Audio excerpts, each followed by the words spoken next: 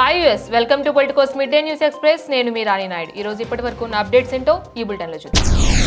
ఆంధ్రప్రదేశ్ ప్రభుత్వం దేశ రక్షణలో సేవలు అందిస్తున్న సైనికులకు గౌరవంగా ఒక కీలక నిర్ణయం తీసుకుంది. ఉప ముఖ్యమంత్రి పవన్ కళ్యాణ్ ఇటీవల తన అధికారిక ట్విట్టర్ ఖాతాలో ఈ విషయాన్ని ప్రకటించారు. రాష్ట్రం నుంచి భారత రక్షణ దళాల్లో పనిచేస్తున్న సిబ్బందికి ఆస్తి పన్ను మినహాయింపు కల్పించనున్నట్లు వెల్లడించారు. ఈ మినహాయింపు army, navy, air force, paramilitary, CRPF సిబ్బందికి వర్తించనుంది. వీరి భాగస్వామి లేదా వారితో కలిసి సంయుక్తంగా కలిగిన ఇంటిపై పంచాయతీ పరిధిలో ఉంటే ఈ మినహాయింపు వర్తిస్తోంది. ఈ విధానం విధించడంతో డ్యూటీలో ఉన్న రక్షణ సిబ్బంది కుటుంబాలకు ఆర్థికంగా కొంత ఊరట లభించనుంది. కొత్త రేషన్ కార్డుల జారీకి సంబంధించి 6 రకాల సేవలు అందుబాటులోకి వచ్చాయని పౌర సరఫరాల శాఖ మంత్రి నాదెండ్ల మనోహర్ తెలిపారు. మే 8న ప్రారంభమైన ఈ సేవలను ఇప్పటి వరకు 72,519 మంది ఉపయోగించుకున్నారని తెలిపారు. మే 15 నుండి 9552300009 కు హలో అనే సందేశం పంపడం ద్వారా వాట్సాప్ ద్వారా ఇంటి నుండి కూడా ఈ సేవలను పొందవచ్చు. మీడియాతో మంత్రి మనోహర్ మాట్లాడుతూ 6 సేవల్లో కొత్త బియ్యం కార్డుల జారీ, కార్డుల విభజన, చిరునామా మార్పు, సభ్యుల చేరిక, ఉన్న కార్డుల తొలగింపు, కార్డులను సరెండర్ చేయడం వంటివి ఉన్నాయని అన్నారు. తొలిసారిగా లింగ మార్పిడి చేయించుకున్న వారికి ఈ సేవలను అందించనున్నట్లు మనోహర్ తెలిపారు. గ్రామీణ ప్రాంతాల్లో పెన్షన్ పొందుతున్న కళాకారులకు మరియు కొండ ప్రాంతాల్లో నివసించే చెంచులు, యానాదులు వంటి 12 కులాలకు చెందిన వారికి ప్రత్యేక ఏఏవై కార్డులు అందించబడతాయి. దీని ద్వారా వారికి 35 కిలోల బియ్యం అందించబడతాయని మంత్రి తెలిపారు.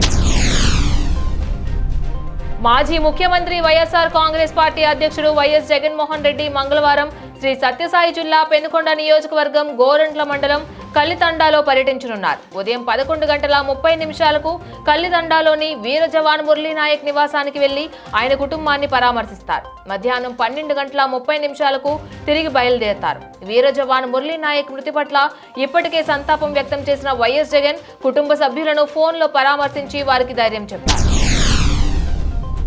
టెండర్లో దక్కించుకున్న ప్రభుత్వ పనులు చేయడానికి తమ వద్ద నిధులు లేవని, అప్పులు కూడా పుట్టడం లేదని కాంట్రాక్టర్లు వాపోయారు. వివిధ శాఖల్లో పనులు దక్కించుకొని పూర్తి చేసినా వాటికి బిల్లులు సమయానికి చెల్లించలేదని, ఫలితంగా కొత్త పనులు చేయడానికి తమకు అప్పులు దొరకట్లేదని పేర్కొంటూ builders association of India Telangana రాష్ట్ర శాఖ ముఖ్యమంత్రి రేవంత్ రెడ్డికి లేఖ రాసింది. R&B శాఖలోని 18,000 కోట్ల రూపాయల పనులు జరుగుతున్నాయని, వీటిలో 8,000 కోట్ల రూపాయల పనులు కాంగ్రెస్ ప్రభుత్వం వచ్చిన తర్వాతనేనని, పంచాయతీరాజ్ శాఖలోనూ 10,000 కోట్ల రూపాయల పనులు వివిధ దశల్లో ఉన్నాయని లేఖలో తెలిపారు. హైడ్రాపై బీజేపీ ఎంపీ ఈటెల చేసిన వ్యాఖ్యల పట్ల హైడ్రా కమిషనర్ ఏవి రంగనాథ్ స్పందించారు. ఈ సందర్భంగా ఈటెల వ్యాఖ్యలపై రంగనాథ్ క్లారిటీ ఇచ్చారు. ఎంపీ ఈటెల వ్యాఖ్యలు దురదృష్టకరమని, పేదలు, సామాన్యులను హైడ్రా ఇబ్బంది పెట్టదని చెప్పారు. బాచుపల్లి ఎంఆర్ఓ ఇచ్చిన నోటీసులతో హైడ్రాకు సంబంధం లేదని, అసలు ఈ విషయం గురించి కూడా తనకు కానీ హైడ్రా అధికారులకు కానీ తెలియదని ఆయన స్పష్టం చేశారు. ఇదే విషయాన్ని మేడ్చల్ మల్కాజ్గిరి కలెక్టర్తో కూడా మాట్లాడానని, ఆ నోటీసులు ఎందుకు ఇచ్చారో ఎంఆర్ఓను ఆరా తీయాలని కలెక్టర్ని కోరినట్లు తెలిపారు. అంతేగాక ప్రతి నోటీసును, ప్రతి కూల్చివేతను హైడ్రాకు ఆపాదించి ప్రజల్ని ఆందోళనకు, భయభ్రాంతులకు గురి చేయడం దురదృష్టకరమని, బడా భూకబ్జాదారుల మీద హైడ్రా కఠినంగా ఉంటూ సామాన్యులకు అండగా ఉంటుందని తెలిపారు. కలెక్టర్కి కూడా తెలియకుండానే ఎంఆర్ఓ నోటీసులు ఇచ్చారని మల్కాజ్గిరి ఎంపీ ఈటెల రాజేందర్ ఒకవైపు చెబుతూనే ఎంతో నిబద్ధతతో పనిచేస్తున్న హైడ్రాను దోషిగా నిలబెట్టాలని చేస్తున్న ప్రయత్నాలు దురదృష్టకరమని అన్నారు. రిజిస్ట్రేషన్ల ప్రక్రియను వేగవంతం చేసేందుకు రాష్ట్రంలోని సబ్ రిజిస్ట్రార్ కార్యాలయాల్లో ప్రారంభించిన స్లాట్ బుకింగ్ విధానం సోమవారం నుంచి మరో 25 సబ్ రిజిస్ట్రార్ కార్యాలయాల్లో అమల్లోకి రానుంది. అలాగే జూన్ నెలాఖరుకల్లా రాష్ట్ర వ్యాప్తంగా ఉన్న 114 సబ్ రిజిస్ట్రార్ కార్యాలయాల్లో ఈ విధానాన్ని అందుబాటులోకి తీసుకురానున్నారు. ఈ మేరకు రెవెన్యూ శాఖ మంత్రి పొంగులేటి శ్రీనివాసరెడ్డి ప్రకటన చేశారు. స్లాట్ బుకింగ్ విధానాన్ని తొలుత 22 సబ్ రిజిస్ట్రార్ కార్యాలయాల్లో ప్రారంభించామని, దశల వారీగా రాష్ట్ర వ్యాప్తంగా ఈ విధానాన్ని అమలు చేస్తామని మంత్రి పేర్కొన్నారు. రద్దీ, పని ఒత్తిడి అధికంగా ఉన్న కార్యాలయాల్లో అదనపు సబ్ రిజిస్ట్రార్లను నియమిస్తున్నామని చెప్పారు. భారత్, పాకిస్తాన్ మధ్య ఉద్రిక్తతలు కొనసాగుతున్న సమయంలో అమెరికా మధ్యవర్తిత్వం వహించడానికి ముందుకొచ్చింది. భారత్ పాక్ కాల్పుల విరమణ ఒప్పందానికి ముందు అమెరికా ఉపాధ్యక్షుడు జేడీ వాన్స్ ప్రధాని మోదీతో మాట్లాడారు. పాకిస్తాన్ దాడి చేస్తే ప్రతిస్పందన తీవ్రంగా ఉంటుందని ఈ సందర్భంగా ప్రధాని మోదీ హెచ్చరించారు. ఒకవేళ ఉద్రిక్తతలు పెరిగితే యుద్ధం వస్తుందని జేడీ వాన్స్ అన్న మాటకు మోదీ బదులిస్తూ పాక్ ఎలాంటి దాడులు చేయకుంటే తాము కూడా సంయమనం పాటిస్తామని చెప్పారు. పాక్ ఆక్రమిత కాశ్మీర్ను అప్పగించాలని స్పష్టం చేశారు. ఉగ్రవాదులను అప్పగిస్తేనే పాక్తో మాట్లాడతామని మోదీ తేల్చి చెప్పారు. మధ్యవర్తిత్వం అవసరం లేదని కూడా ఆయన పునరుద్ఘాటించారు. ఇస్లామిక్ దేశాలన్నీ తనకు మద్దతుగా ఉంటాయని చెప్పుకునే పాకిస్తాన్ పెహల్గాం దాడి తర్వాత దాదాపుగా ఒంటరిగా మారిందని సంబంధిత వర్గాలు తెలిపాయి. ఇస్లామిక్ దేశాల కూటమి ఓఐసీ నుంచి కూడా పాక్కు ఆశించిన స్థాయిలో మద్దతు రాలేదని తెలుస్తోంది. పెహల్గాం తర్వాత కొన్ని రోజులకు కానీ ఓఐసీ ప్రకటన విడుదల చేయలేదు. చివరకు విడుదలైన ప్రకటనలో కూడా పాక్ ఆశించిన మద్దతు కనిపించలేదు. ఏదో ప్రకటన చేయాలని కాబట్టి చేశామన్నట్లు ఓఐసీ ప్రకటన ఉండడం పాక్కు షాక్ కొట్టినట్లు అయిందట. ఓఐసీ గ్రూప్లో చాలా అంతర్మథనం జరిగింది. పాక్కు చుక్కలు కనిపించాయి. ఇస్లామిక్ ప్రపంచమంతా తమ వెంటే ఉన్నట్లు వారు చెప్పుకుంటున్నారు. కానీ ఈసారి మాత్రం అలాంటి విస్పష్ట మద్దతు ఏదీ కనిపించలేదు అని సంబంధిత వర్గాలు వ్యాఖ్యానించాయి. అమెరికా చైనా మధ్య వాణిజ్య ఉద్రిక్తతలను తగ్గించేందుకు జెనీవాలో 2 రోజుల పాటు జరిగిన చర్చల్లో పురోగతి సాధించినట్లు తెలుస్తోంది. అమెరికా వాణిజ్య లోటును తగ్గించడానికి చైనాతో ఒక ఒప్పందానికి వచ్చినట్లు యుఎస్ ట్రెజరీ కార్యదర్శి స్కాట్ బేసెంట్ వాణిజ్య ప్రతినిధి జామిసన్ గ్రీర్లు తెలిపారు. చైనా అధికారులతో జరిగిన చర్చల్లో పురోగతి సాధించామని వెల్లడించారు. అయితే ఇరు దేశాల మధ్య ఎటువంటి ఒప్పందం కుదిరిందనే వివరాలను వారు వెల్లడించలేదు. సోమవారం పూర్తి వివరాలు తెలుపుతామని చెప్పారు.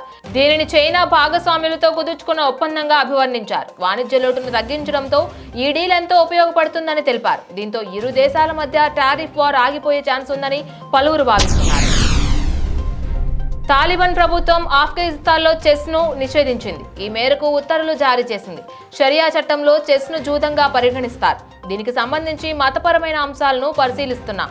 అవి తేలే వరకు నిషేధం అమల్లో ఉంటుంది అని ఆ దేశ స్పోర్ట్స్ ప్రతినిధి మష్వాని తెలిపారు. ఇప్పటికీ ఆ దేశ మహిళలు ఏ క్రీడల్లోనూ పాల్గొనకుండా నియంత్రించిన సంగతి తెలిసిందే. బాబాయ్ బాలకృష్ణ, చిరంజీవి గారు ఇద్దరూ కలిసి నాటు పాటకు డాన్స్ చేస్తే చూడాలని ఉందని, ఆ డాన్స్ చరిత్రలో నిలిచిపోతుందంటూ యంగ్ టైగర్ ఎన్టీఆర్ ఆసక్తికర వ్యాఖ్యలు చేశారు. లండన్లోని ప్రఖ్యాత రాయల్ ఆల్బర్ట్ హాల్లో RRR లైవ్ కాన్సర్ట్ నిర్వహించారు. ఈ కార్యక్రమానికి సంగీత దర్శకుడు కీరవాణి, రాజమౌళితో పాటు జూనియర్ ఎన్టీఆర్, రామ్ చరణ్ ముఖ్య అతిథులుగా హాజరయ్యారు. ఈ సందర్భంగా కీరవాణి అక్కడి రాయల్ ఫీల్ హార్మోనిక్ కాన్సర్ట్ ఆర్కెస్ట్రాతో కలిసి ఓ అద్భుత ప్రదర్శన ఇచ్చి అక్కడి వారిని తన సంగీతంతో మైమర్పించారు. అనంతరం జరిగిన కార్యక్రమంలో junior NTR, Ram Charan, Rajamouli RRR cinema విషయాలను ప్రేక్షకులతో పంచుకున్నారు. షూటింగ్ సమయంలో జరిగిన సరదా సంఘటనలు తెలిపారు. అంతేకాక షూటింగ్, పర్సనల్ ఫోటోలను స్క్రీన్ పై ప్రదర్శించి వాటి వెనుక జరిగిన ఫన్నీ కథలు కూడా తెలియజేశారు. ఈ సందర్భంగా ఎన్టీఆర్ నాటు పాట గురించి మాట్లాడుతూ సినిమాలో తన ఆప్త మిత్రుడితో కలిసి చేసిన డాన్స్ జీవితంలో మర్చిపోలేనన్నారు. అయితే చిరంజీవి గారు, బాబాయ్ బాలకృష్ణ మంచి డాన్సర్లు అని, వారిద్దరూ కలిసి నాటు పాటకు డాన్స్ చేస్తే చూడాలని ఉందని, అది చరిత్రలో ప్రధానంగా నిలిచిపోతుందని అన్నారు. కొంతకాలంగా తమిళ, తెలుగు నటుడు విశాల్ అనారోగ్య సమస్యలతో బాధపడుతున్న సంగతి తెలిసిందే. గతేడాది తన మదగజ రాజా చిత్రం విడుదల ఈవెంట్కు తీవ్రమైన జ్వరంతో హాజరైన ఆయన మైక్ పట్టుకొని సరిగ్గా మాట్లాడలేక చేతులు బాగా వణికిన వీడియోలు అప్పట్లో చాలా వైరల్ అయ్యాయి. అయితే ఈ ఘటన తరువాత తిరిగి దవాఖానాలో చేరిన ఆయన వారం 10 రోజులు ట్రీట్మెంట్ అనంతరం బయటకు వచ్చారు. ఇప్పుడు అంతా ఓకే అనుకున్న సమయంలో తమిళనాడులోని విల్లుపురం జిల్లా కువాగంలోని కుత్తాండవర్ ఆలయంలో ఆదివారం రాత్రి ట్రాన్స్జెండర్ 2025 అందాల పోటీలు జరిగాయి. ఈ కార్యక్రమంలో పాల్గొన్న విశాల్ వేదికపై అందరినీ పలకరిస్తూ ఉన్నట్టుండి వేదికపై స్పృహ తప్పి పడిపోయాడు. దీంతో ఒక్కసారిగా జరిగిన ఈ ఘటనతో అక్కడి వారు షాక్ అవగా అక్కడ ఉన్నవారు వెంటనే ప్రాథమిక చికిత్స అందించడంతో హీరో విశాల్ కోలుకున్నాడు. ఆ తరువాత అక్కడికి వచ్చిన ఓ మంత్రి సాయంతో హాస్పిటల్కు వెళ్లారు. ఇందుకు సంబంధించిన వీడియోలు, ఫోటోలు ప్రస్తుతం సోషల్ మీడియాలో బాగా వైరల్గా మారాయి. ఇండియా వర్సెస్ పాకిస్తాన్ మధ్య యుద్ధం జరుగుతున్న నేపథ్యంలో టీమిండియా మాజీ క్రికెటర్ వీరేంద్ర సెహ్వాగ్ సంచలన పోస్ట్ పెట్టాడు. మేము ఉగ్రవాదులను మట్టి కరిపిస్తుంటే మీరు మాత్రం వాళ్ళను రక్షిస్తున్నారని ఫైర్ అయ్యాడు వీరేంద్ర సెహ్వాగ్. ఇదేరా మీకు మాకు ఉన్న తేడా అంటూ రెచ్చిపోయాడు. మా దెబ్బకు మీ పని అయిపోయిందని చురుకలు అంటించాడు. యుద్ధం ఎప్పుడు వచ్చినా విజయం మాత్రం ఇండియాదే అని పేర్కొన్నాడు. ఈ విషయంలో ఏమాత్రం డౌట్ లేదన్నాడు. దీంతో వీరేంద్ర సెహ్వాగ్ చేసిన పోస్ట్ సోషల్ మీడియాలో వైరల్గా మారింది. భారత మహిళల క్రికెట్ జట్టు అదరగొట్టింది. అదిరే ప్రదర్శనతో సౌత్ ఆఫ్రికా, శ్రీలంకలతో జరిగిన ట్రై సిరీస్ ను కైవసం చేసుకుంది. ఫైనల్లో శ్రీలంకను మట్టి కరిపించి విజేతగా నిలిచింది. ఆదివారం కొలంబో వేదికగా జరిగిన మ్యాచ్లో 97 పరుగుల తేడాతో భారత్ భారీ విజయం నమోదు చేసింది.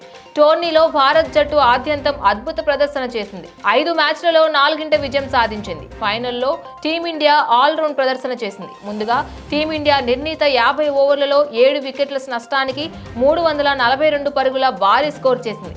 ఇక భారీ లక్ష్య ఛేదనలో శ్రీలంక తేలిపోయింది. భారత బౌలర్ల దాటికి చేతులెత్తేసిన ప్రత్యర్థి 48.2 ఓవర్లలో 245 పరుగులకే కుప్పకూలింది. సెంచరీతో భారత్ విజయంలో కీలక పాత్ర పోషించిన స్మృతి మంధానాకు player of the match award దక్కింది. ట్రై సిరీస్ లో అత్యధికంగా 16 వికెట్లు తీసిన భారత spinner Sneh Rana player of the series గా నిలిచింది. కొల్హాపూర్ నుంచి హైదరాబాద్, ముంబై, నాగ్పూర్లకు నేరుగా విమాన సర్వీసులను ఈ నెల 15 నుంచి ప్రారంభిస్తామని ప్రాంతీయ విమానయాన సంస్థ స్టార్ ఎయిర్ ప్రకటించింది. ప్రస్తుతం కొల్హాపూర్ నుంచి తిరుపతి, అహ్మదాబాద్, ముంబైలకు ఈ సంస్థ విమాన సర్వీసులను నిర్వహిస్తోంది. జూన్ 3 నుంచి సేవలను మరింత విస్తరిస్తామని Star Air CEO Simran Singh తెలిపారు. కొల్హాపూర్ నుంచి హైదరాబాద్, తిరుపతి, అహ్మదాబాద్, ముంబై, బెంగళూరు, నాగ్పూర్, కిషన్గఢ్ నగరాలకు సర్వీసులు అప్పటి నుంచి నిర్వహిస్తామని వివరించారు. ప్రస్తుత ఆర్థిక సంవత్సరం 2025 నుంచి 2026లో జీడీపీ వృద్ధి 6.5%గా నమోదవుతుందని భారతీయ పరిశ్రమల సమాఖ్య అంచనా వేసింది. భౌగోళిక, రాజకీయ సమస్యలు స్వల్పకాలంలో ప్రభావం చూపినా వాటిని అధిగమించే సత్తా దేశ ఆర్థిక వ్యవస్థకు ఉందని సిఐఐ అధ్యక్షుడు ఐటీసీ ఎండీ సంజీవ్ పూరి పేర్కొన్నారు. వాణిజ్య అవరోధాలు పెరుగుతున్న నేపథ్యంలో జాతీయ ప్రయోజనాలు కాపాడుకోవడానికే కీలక వాణిజ్య భాగస్వాములతో ద్వైపాక్షిక వాణిజ్య ఒప్పందాలను మన దేశం కుదుర్చుకోవాలని తెలిపారు. ఇంధనం, రవాణా, లోహాలు, రసాయనాలు, ఆతిథ్యం వంటి రంగాల్లో ప్రైవేటు పెట్టుబడులు పుంజుకుంటున్నాయని వెల్లడించారు. అయితే ప్రస్తుత భౌగోళిక, రాజకీయ అనిశ్చితుల వల్ల పెట్టుబడుల్లో కొంతమేర జాగ్రత్త ధోరణి పెరిగే అవకాశం కనిపిస్తోందన్నారు. ఇవి ఇప్పటి వరకు ఉన్న అప్డేట్స్. ఇక మరిన్ని అప్డేట్స్ కోసం keep watching Politicos media. Please subscribe to the channel and download the Politicos app from the links in the description.